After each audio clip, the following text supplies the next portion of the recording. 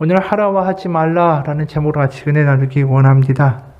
얼마 전 TV에 어떤 프로그램에 그 유재석 씨가 MC로 나온 그 장면이 있었는데 거기서 이런 말을 하더라고요. 어릴 때 어머니가 노는 저를 보고 항상 이렇게 잔소리를 하셨죠. 책 좀 봐라, 책 좀. 너 아예 그러다 TV 속으로 들어가겠다. TV 속으로 들어가겠어, 이 자식아. 그런 얘기 참 많이 들었대요. 그랬더니 이제 이분이 그러면서 유재석 씨가 뭐라고 얘기했냐면, 그래서 저는 실제로 이렇게 TV 속에 들어와 있습니다. 그랬어요. 그때 옆에 사람이 성공하셨네. 진심으로 축하드립니다. 이게 뭐 우스갯소리 같지만 어릴 때는 부모님들이 잔소리를 할 때가 많죠. 뭐 하지 마라. 야, 뭐 좀 해라. 그 하지 말라라는 이야기를 참 많이 하게 되는 게 부모님들의 그 본의 아닌 그런 말들이 될 때가 얼마나 많습니까? 어린 남자아이를 키우는 어느 엄마가 이 고민거리라고 그러면서 인터넷에 올려놓은 글을 봤어요. 거기에 내용이 이렇습니다. 워낙 제가 평소에 기운이 없고 체력이 약한데 4살짜리 남자아이를 키우다 보니까 아이의 넘치는 기운을 감당하기가 어렵고 그러다 보면 지쳐서 짜증나고 아이한테 하루에도 수십 번 안 돼, 하지마, 혼날래 이런 말만 계속하게 되는 제 모습을 발견해요. 어떡하지요? 이렇게 고민을 올리니까 그 밑에 이제 상담하는 분이 답글을 이렇게 다는 걸 봤어요. 첫째, 생각을 바꿔보세요. 건강한 아들이 얼마나 축복입니까? 둘째, 운동으로 엄마의 체력을 키우세요. 셋째, 아빠한테 도움을 청해서 같이 몸으로 놀게 해주세요. 넷째, 짧은 말로 하고 안아주세요. 남자아이들한테는 3단어 이상으로 된 문장을 말하면 못 알아듣습니다. 참 아이들 키우는 게 만만치 않죠. 남자아이들 특히 어릴 때 얼마나 하지 말라고 소리를 질러야 돼요. 그래서 그 목소리 작던 처녀분들이 남자애들 키우다 보면 이 목소리 큰 아줌마로 변할 때가 많죠. 이런 이야기를 하는 이유는 뭐냐 하면 우리가 이 어릴 때 아이들을 대하는데도 이러한 모습이 있는데 신앙적으로 연약한 이들에 대하여 하나님이 다가가시는 장면도 이와 유사한 모습들이 있기 때문에 그래요. 에스겔 16장을 보게 되면 거기에 4절부터 그 이하에 이런 대목이 나옵니다. 네가 난 것을 말하건대 내가 태어날 때 내 배꼽줄을 자르지 아니하였고 너를 물러 씻어 정결하게 하지 아니하였고 내게 소금을 뿌리지 아니하였고 너를 강보에 싸지도 아니하였고 또 6절에 보면 내가 네 곁으로 지나갈 때에 내가 피투성이가 되어 발짓하는 것을 보고 내게 이르기를 너는 피투성이라도 살아있으라 다시 이르기를 너는 피투성이라도 살아있으라 하고 내가 너를 들의 풀같이 많게 하였더니 라는 말씀이 나와요. 그러니까 하나님이 이 이스라엘 백성들을 아주 버려진 그 갓난아기 피투성이가 돼가지고 막 아무의 돌봄도 받지 못하는 그 아이였는데 그 아이들을 데려다가 갓난아기를 데려다 하나님이 키우고 먹이고 입히셨다라는 이야기를 에스겔에서 하고 계신 것이죠. 그건 비유적인 표현이에요. 이스라엘 민족이 사실은 시작된 게 어디입니까? 본격적으로 시작된 건 바로 애굽에서 노예 생활할 때였어요. 그때 인구수가 참 많이 늘었죠. 그러면서 그들이 노예로 있을 때 그 파라오의 압제 때문에 통곡하고 비명 지르고 울부짖고 그렇게 버림받아 있던 이스라엘을 하나님이 이제 데리고 나오신 것을 이제 이 갓난아기로 비유하신 거예요. 그래서 이제 애굽에서 탈출하고 드디어 이들이 광야에 가면 어떤 일이 벌어지겠어요? 그 갓난아기를 데려다가 이제 양육하고 새롭게 가르치는 시간들이 광야에서 시작되는 것이죠. 오늘 우리가 읽은 십계명도 바로 그런 배경에서 주어진 것입니다. 이 십계명의 이 출애굽기 20장이 이들이 애굽을 탈출한 지 2달이 좀 안 됐을 때예요. 그러니까 얼마 안 된 것이죠. 이들이 육체적으로는 물리적으로는 분명히 애굽을 떠나 있지만 정신적으로는 여전히 애굽의 영향력에 있을 수밖에 없는 상황이었습니다. 그들이 애굽을 탈출하고 나서 하는 말들을 들어보면 이게 여실히 드러나요. 그들이 홍해를 하나님이 갈라주시고 이제 그들이 지나간 다음에 애굽의 전차 부대가 홍해에서 수장이 되죠. 그리고 나서 그들이 출애굽기 15장에 보면 이렇게 노래합니다. 3절에 여호와는 용사시니 여호와는 그의 이름이시로다. 그가 바로의 병거와 그의 군대를 바다에 던지시니 최고의 지휘관들이 홍해에 잠겼고 깊은 물이 그들을 덮으니 그들이 돌처럼 깊음 속에 가라앉았도다.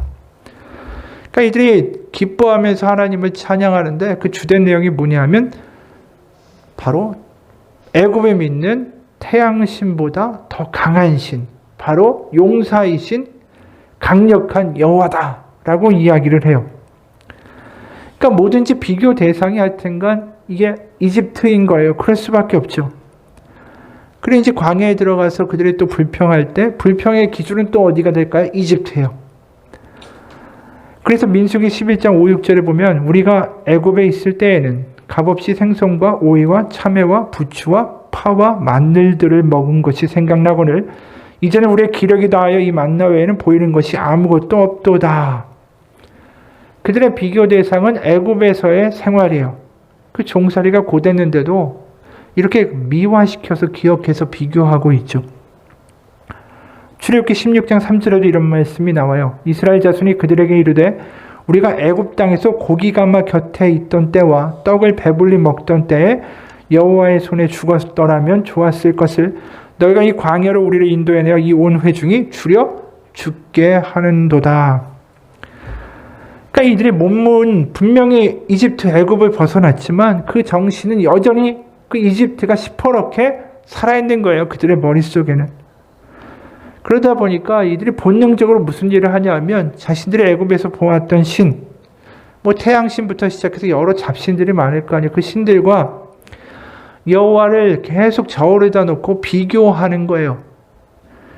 그러니까 누가 더 자신들에게 잘해주고 득이 될까를 본능적으로 따지는 거죠. 그래서 결국 우리가 출애굽기 32장에 보면 이들이 금송아지를 만들지 않습니까? 애굽에서 수많은 우상들을 보고 지냈던 그 삶 속에서의 그 여러 가지의 경험들과 생활들이 결국 여호와마저도 애굽에서 자신들이 익히 보았던 황소 신의 모습으로 만들어내는 결과를 가져오는 것이죠. 황소의 신이 결국 이 보면 애굽에서의 아피스나 무네비스라고 불리던 신이에요. 결국 여호와를 자신들이 알던 애굽의 신으로 그 모습으로 결국 둔갑시키는 짓까지 하는 거죠. 그러니까 아무리 홍해를 건너왔지만 지금 마음과 정신은 여전히 애굽에 물들어 있다라는 것입니다. 그러니까 하나부터 열까지 하나님이 다 새롭게 가르쳐 주셔야 되는 상황인 거예요. 그렇지 않으면 이들이 심지어 어떤 일을 하겠어요? 제사 드리겠다고 하면서 여호와 앞에 나와 제사 드리지만 그거 애굽의 방식과 애굽의 어떤 모든 그 신의 대하는 태도까지도 다 가져다가 그냥 똑같이 하겠죠. 그러면서 이게 여호와라고 여호와께 드리는 제사라고 말할 거예요. 원래 고대 종교의 제사들이 결국 목적이 뭡니까? 자연재앙이 임하거나 가뭄이 있거나 홍수가 있으면 이거 신이 노한 것이니까 신이 노한 것을 달래드려야 된다. 그래서 일반적으로 제사를 드리잖아요. 그래 또 그게 아니라면 전쟁에 나가야 되는데 신의 신탁을 받고 승리를 하기 위해서 제사를 드리잖아요. 결국 이 근본적으로 애굽이나 고대 종교에 돌아가는 논리는 거래예요. 내가 뭘 바치면 그거에 대하여 나의 안정과 경제적인 번영과 보상을 그 신은 해주는 것. 그러니까 지금 이러한 어떤 사고 방식에서 계속해서 돌아가고 있는 이 이스라엘 백성들의 머리를 새롭게 하시고 멈추실 필요가 있는 것이죠. 거래 관계가 아니라 사람과 신뢰 관계로 뭔가 만들어 가야 할 필요가 있는 것입니다. 하나님이 무슨 말씀하셔도 어떤 준비가 되어 있는 거예요? 한마디로 애굽에서 보았던 사고 방식을 에다가 하나님을 갖다 쑤셔 넣는 짓을 할 거예요. 100% 다. 뭘 하든 간에. 그러다 보니까 우리가 출애굽기부터 신명기까지 읽다 보면 왜 이렇게 율법에 대한 이야기, 제사는 이렇게 드려야 되는 이야기, 딱딱한 이야기가 너무 많이 나오고 자세하게 나오죠. 그럴 수밖에 없는 거예요. 하나부터 열까지 다 하나씩 다 알려주고 새롭게 하셔야 되기 때문에. 그러면 이제 우리가 생각해 볼 필요가 있어요. 그럼 하나님이 제일 먼저 이 어린아이와 같은 이들에게 어떤 단계부터 하셔야 될까? 그거 하지 말라는 이야기부터 먼저 하실 수밖에 없어요. 하나부터 열까지 다 가르쳐 줄 수 없으니까 먼저 제일 중요한 걸 뭐부터 얘기하시냐면 하지 마, 이거 하면 안 된다라는 거예요. 엄마들이 아이들을 키우면서 가장 많이 하는 말이 아까 얘기했잖아요. 하지 마라는 말이에요. 이거 만지면 지지다, 이거 만지면 딘다, 이거 만지면 아프다, 안 돼, 만지지 마. 이 부모님들이 하지 말라고 말하는 그 말의 동기는 뭐예요? 자신들이 잘 되려고 그렇게 하는 게 아니잖아요. 그 아이가 아플까봐, 다칠까봐 그 아이를 위해서 하지 말라는 거죠. 지금 딱 그 배경인 거예요. 아직도 애굽에 물이 완전히 차 있는 이런 물들어 있는 이 이스라엘 백성들에게 너 이것만 하면 안 돼. 이거 하면은 너 나중에 망해. 이걸 하나씩 하나씩 알려주시는 게 지금 십계명이라는 거예요. 그래서 십계명의 명령들을 가만히 보다 보면 뭐뭐 하라가 없어요. 다 하지 말라는 게 다 거의 다. 먼저 첫 번째 계명을 보면 이렇죠. 너는 나 외에는 다른 신들을 내게 두지 말라. 너를 위하여 또 새긴 우상을 만들지 말라. 뭐 이런 식으로 연결되잖아요. 그러니까 뭡니까? 내게 다른 신을 두지 말라. 네 앞에. 그 다음에는 다른 우상을 만들지 말라. 그러면서 뭐라고 말씀하세요? 4절에 너를 위하여 새긴 우상을 만들지 말고 또 위로 하늘에 있는 것이나 아래로 땅에 있는 것이나 땅 아래 물속에 있는 것에 어떤 형상도 만들지 말며 그것들에게 절하지 말며 그것들을 섬기지 말라. 하지 말라는 이야기가 왜 이렇게 많은지 모르겠어요. 말라. 근데 또 구체적으로 생각해 보면 왜 하늘에 있는 거, 이 독수리나 새들의 모양이죠? 이게 우리가 지금도 이집트의 유물 박물관에 가보면 파라오의 그 가면이 있죠. 거기에 보면 코브라하고 독수리가 그려져 있어요. 그러니까 그들이 본 건 이집트에서 본 건 다 그런 모양이었던 거예요. 물속에 있는 거, 하늘에 날아다니는 거, 짐승 이걸 다 신의 모습으로 만들었잖아요. 그러니까 지금 구체적으로 하시는 거예요. 그런 거 만들지 말라는 거죠. 그리고 세 번째 계명이 7절이에요.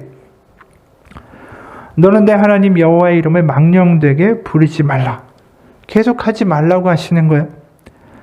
그러다가 이제 다섯 번째 가서요. 긍정형 명령이 나오죠. 8절이에요. 안식일을 기억하여 거룩하게 지켜라. 그럼 이게 긍정형일까? 근데 그 아래를 읽어보면 부정형이라는 걸 알 수 있어요. 9절과 10절. 엿새 동안에 힘써 네 모든 일을 행할 것이나 일곱째 날은 내 하나님 여호와의 안식일인즉 너나 내 아들이나 내 딸이나 내 남종이나 내 여종이나 내 가축이나 내 안에 머무는 객이라도 아무 일도 하지 말라. 결국 다섯 번째 계명을 요약하면 안식일에는 아무 일도 하지 말라는 거예요. 또 부정형 명령이에요.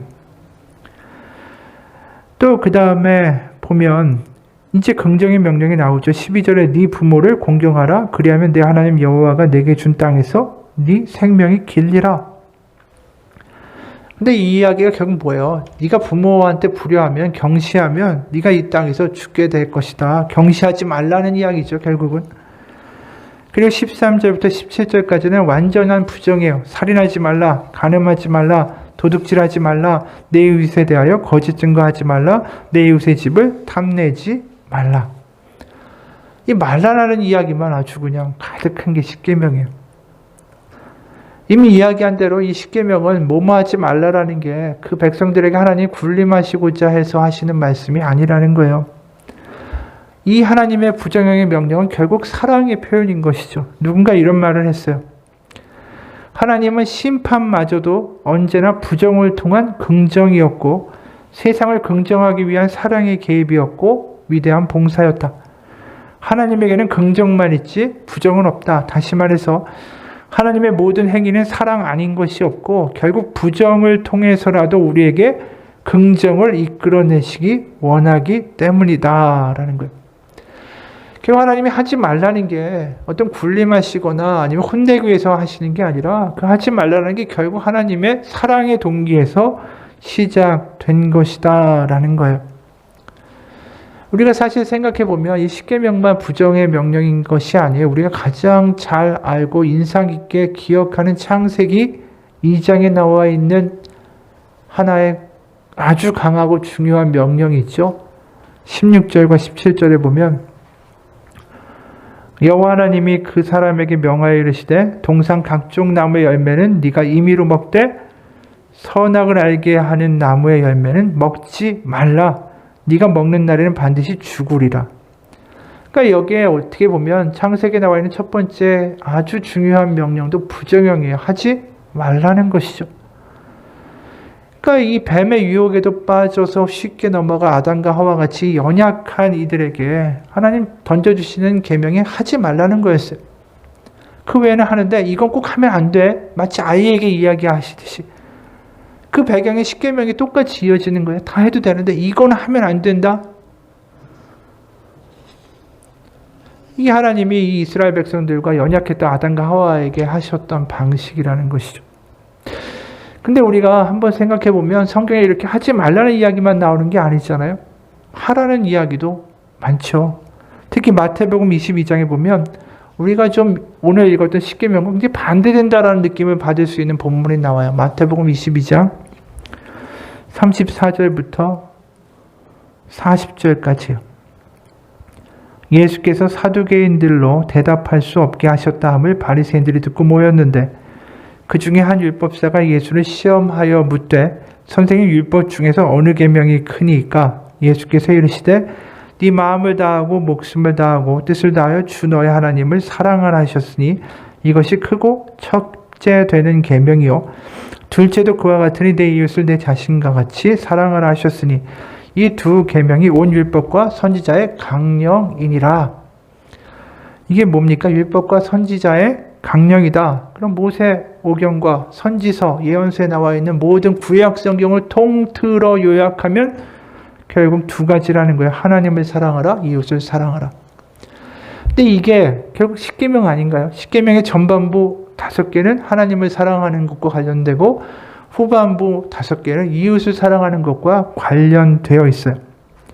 근데 십계명은 부정형이라는 거죠. 뭐뭐 하지 말라는 거고. 근데 지금 예수님이 하시는 이 이야기는 긍정형 명령이에요. 사랑해라. 이웃을 사랑하고 하나님을 사랑하라라는 거예요. 왜 똑같은 내용이고 똑같은 하나님의 말씀인데 한쪽은 완전히 다 부정형이고 한쪽은 다 긍정형으로만 말씀을 하실까? 왜 이렇게 모순되는 모습이 나타날까? 여기서 우리는 생각해 볼 것들이 있죠.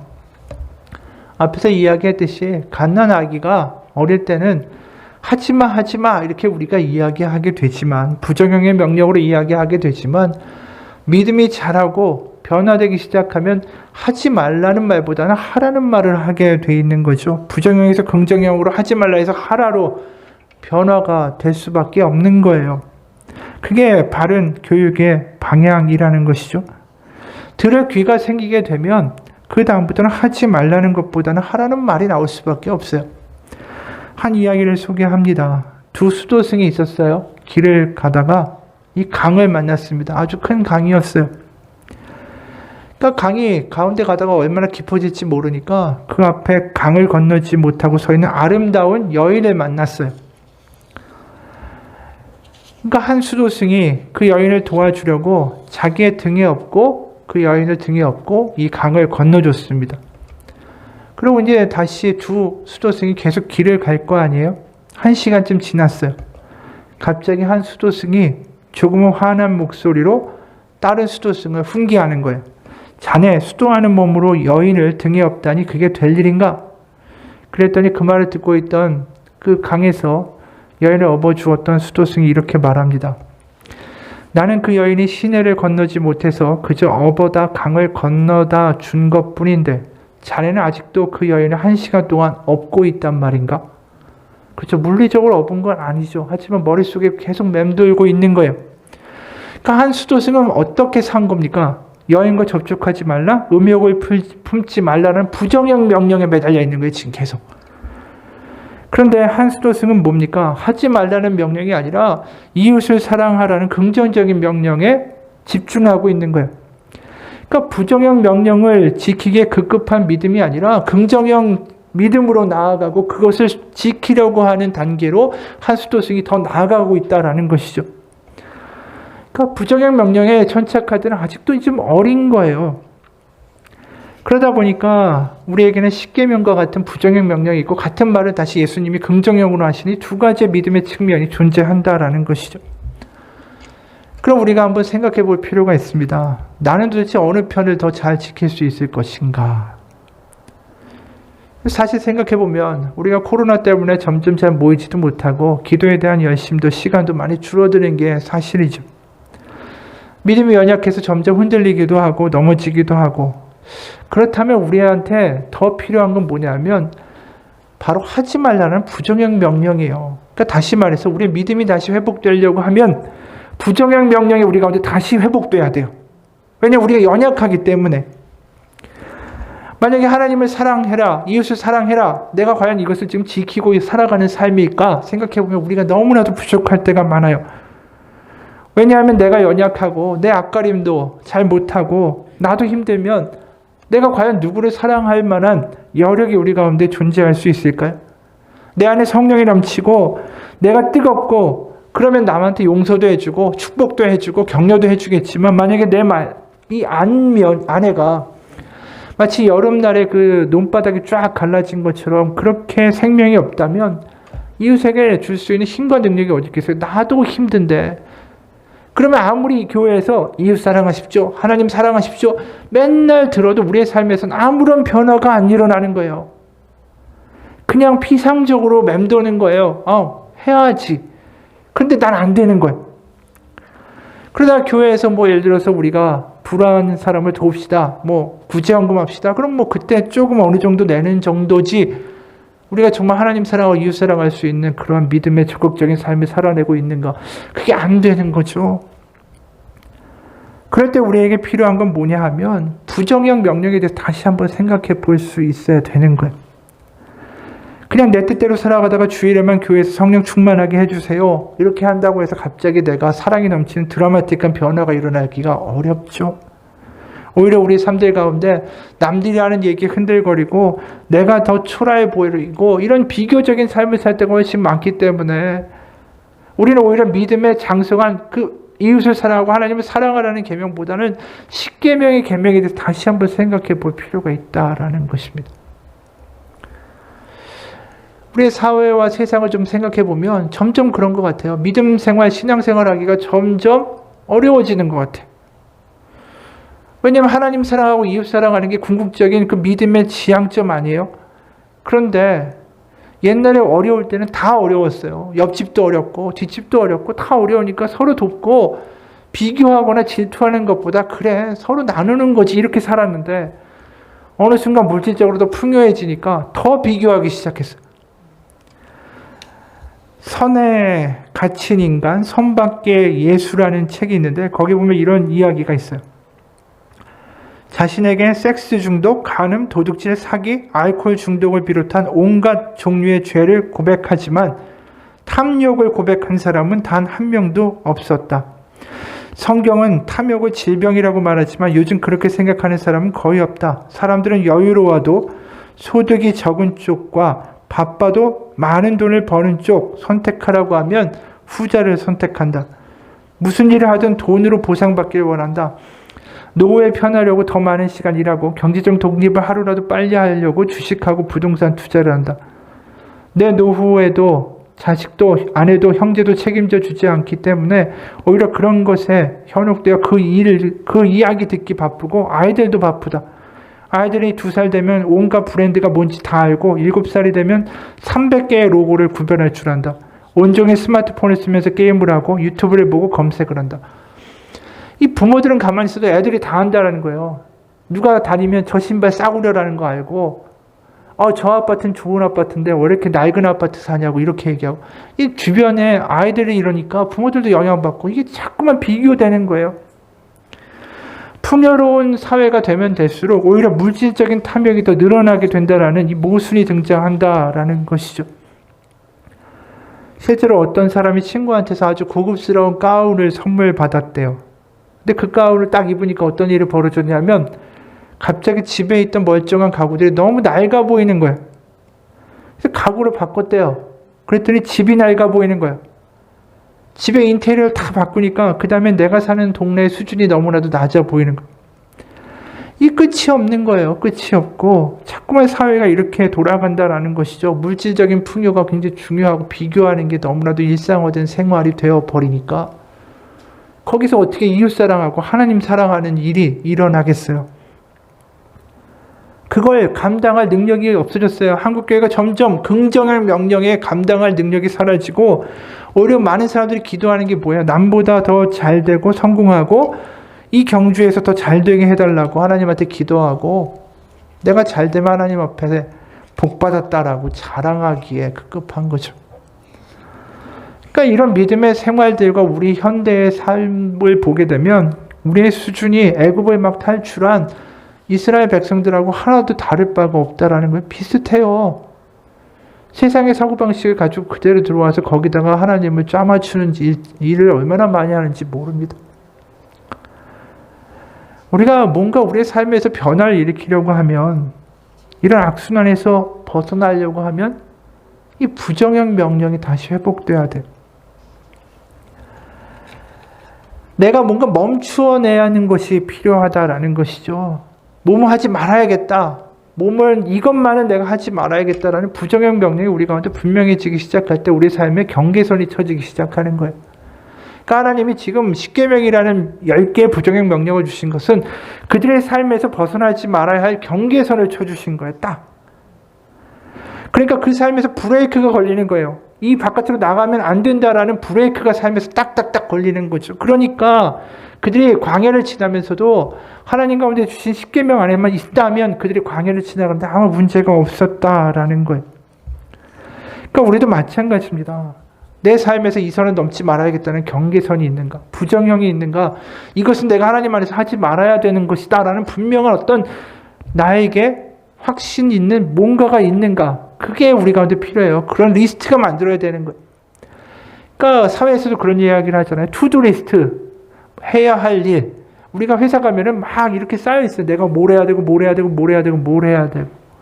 근데 그거보다 훨씬 더 중요한 게 뭐냐면 not to do list. 내가 하지 말아야 될 것. 내가 이것만을 하지 않아야겠다라는 그것이 훨씬 더 중요하다라는 거예요.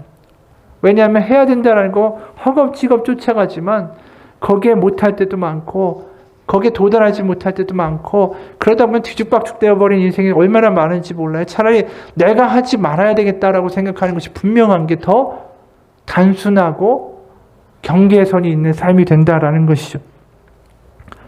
시편 1편도 이런 말씀이 있어요.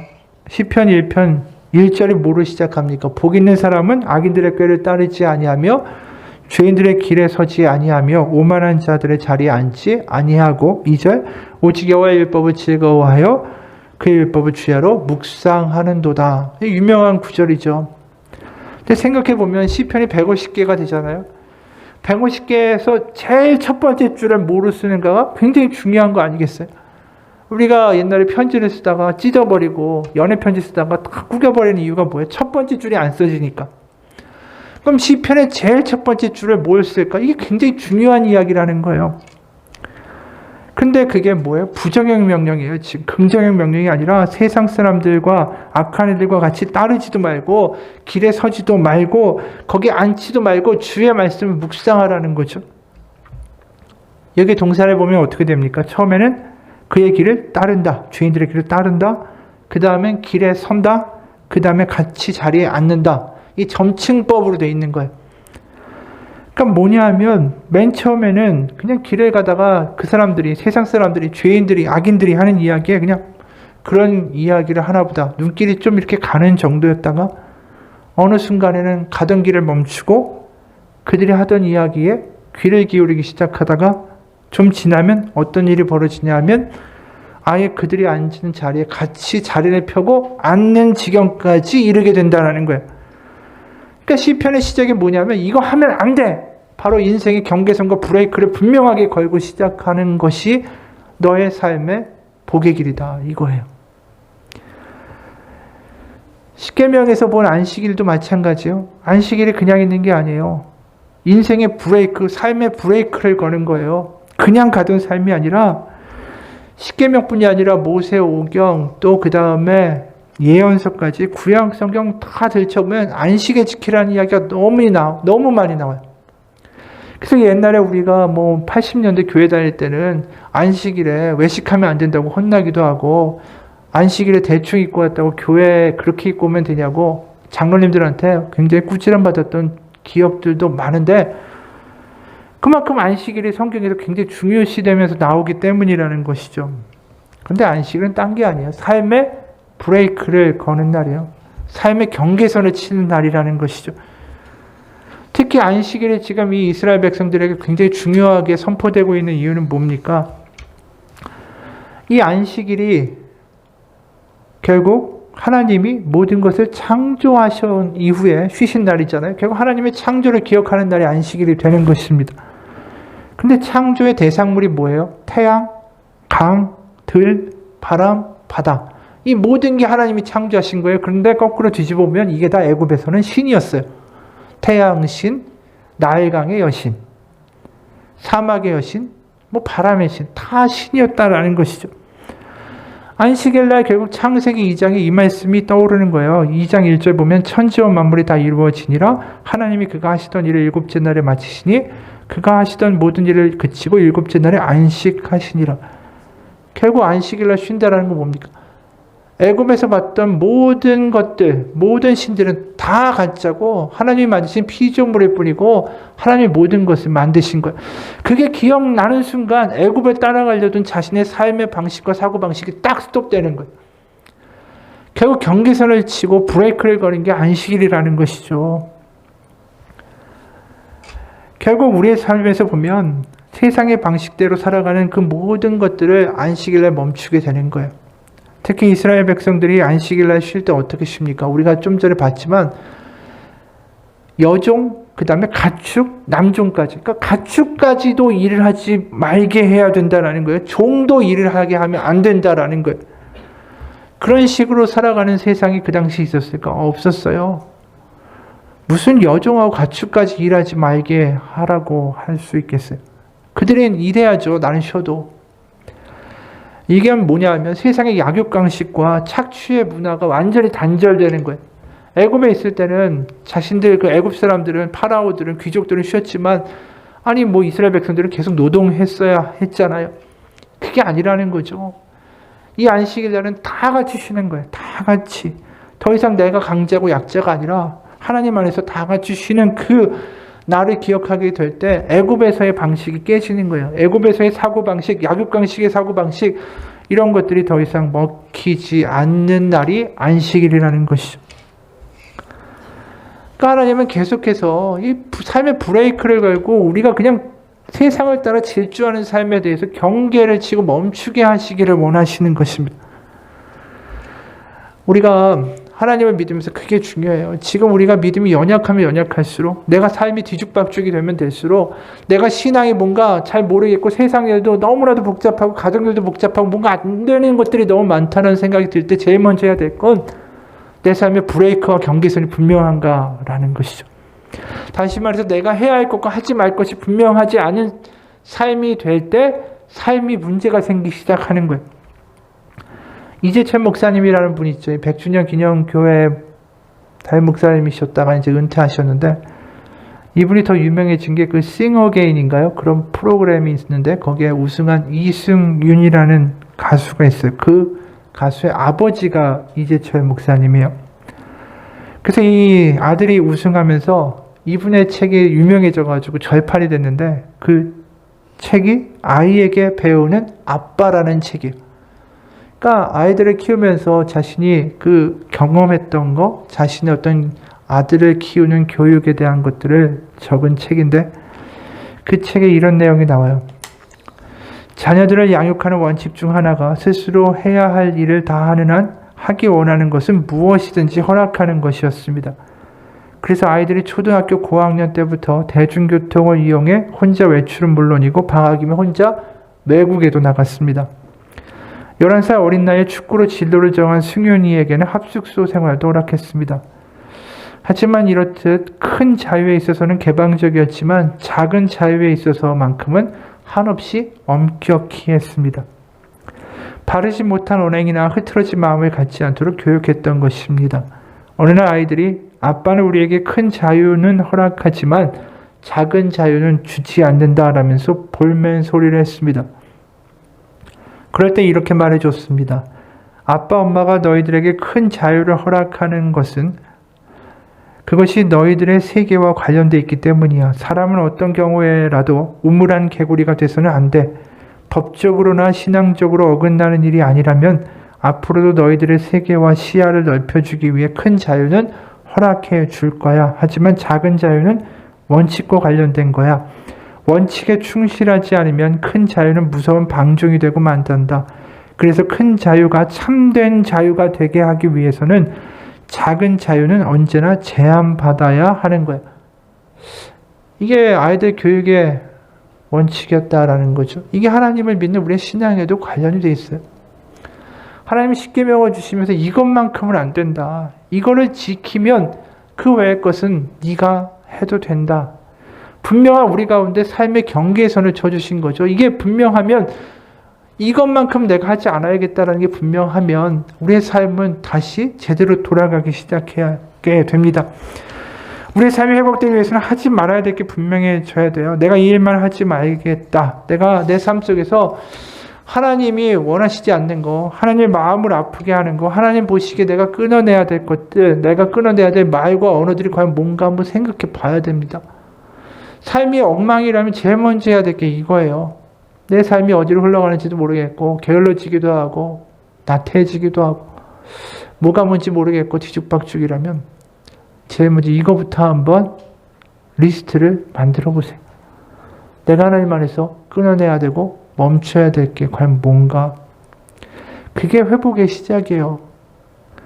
왜냐하면 우리가 하나님 앞에 주일 예배 헌금하고 예배 드린다라는 걸 넘어가서 하나님, 제가 하나님 보시기에 좋지 않은 이것을 끊어내기 원한다라고 하나님 앞에 기도하는 게 얼마나 하나님 기쁘게 하시는 일인지 모릅니다.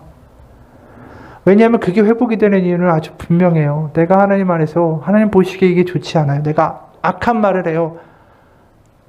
그러면 하나님, 제가 악한 말 끊어내기 원합니다. 하나님 보시기에 좋지 않은 거 제가 압니다. 하지만 때로는 안 될 거 아니에요.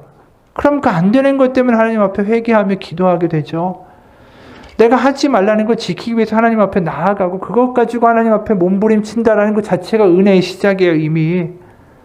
그리고 그것에 하나님의 은혜를 구하면서 내가 그것을 안 하기 원합니다라고 기도할 때 하나님이 그것에 하나님의 은혜를 부어주시는 거예요. 그러면서 하나님 경험하는 거죠. 내가 하나님 보시기에 싫은 거 안 하려고 한다라고 이야기할 때 그거 아버지가 얼마나 기뻐하시겠어요? 그 자식을 어떻게 미워하시겠어요? 그때부터 시작이 되는 거예요. 병원에 가보세요. 우리가 몸이 망가지고 너무 아파가지고 병원에 가면 뭐라고 이야기합니까? 담배 피우지 마십시오. 술 먹지 마십시오. 1시간 이상 오랫동안 앉아있지 마십시오. 과식하거나 야식 먹지 마십시오. 하지 말라는 것부터 이야기하잖아요. 그걸 지켜야 몸이 회복되는 거 아니겠어요? 마찬가지예요. 우리가 하나님 안에서 내가 이건 하지 않겠다, 이거 하면 안 되겠다라고 생각하는 것부터 분명해지고 그걸 어떻게든 지켜가려고 하나님 앞에 몸부림치면서 기도하며 나아가기 시작할 때 영적인 건강도 회복되는 거예요. 그냥 멀거니 앉아서 내가 주일날 교회만 나와서 예배드린다고 영적인 건강이 회복되는 게 아니라는 거죠. 미국의 유명한 신학자 라이홀드 니보라는 분이 이런 기도를 했어요. 주님, 제가 바꿀 수 없는 것은 받아들일 수 있는 평온을 주옵소서. 둘째, 바꿀 수 있는 것을 바꿀 수 있는 용기를 주옵소서. 그리고 셋째, 이 두 가지를 구별할 수 있는 지혜를 주옵소서. 그러니까 내가 하지 말아야 될 거, 하나님 보시기에 좋지 않은 거, 그걸 분명히 구별해놓고 기억하고 그거 기도할 수 있는 사람이 되면 그 인생이 분명히 달라질 수밖에 없다라는 거죠. 내가 하나님 기쁘시게 해드리기 원합니다. 내가 헌금 드리고 뭐 한다고 해서 기뻐하시는 게 아니라 내가 하나님 가운데 이거 하지 않기 원합니다. 이거 안 했으면 좋겠습니다, 하나님. 그게 하나님을 기쁘시게 하는 구체적인 행위가 됩니다. 오늘 긴 이야기를 했지만 한번 생각해 보기 원해요. 우리가 하나님 앞에 그냥 와서 하나님 위로해 주세요. 은혜 주세요. 내가 원하는 이 문제 해결해 주세요. 이런 기도도 좋습니다. 그거 왜 필요하지 않겠어요? 우리가 필요한 거 구하라고 하셨으니까 구하는 거죠. 하지만 우리가 좀 더 믿음의 근본적인 변화를 이루어 보기 원합니다. 정말 내가 하나님 앞에서 끊어내야 될 거, 이건 하지 말아야 될 거, 이건 뭔지에 대해서 한번 고민해 보시기 바래요. 이 일주일 동안에 내가 그걸 한번 리스트를 한번 쭉 써보세요. 내가 하나님 안에서 이거는 하지 말아야겠다.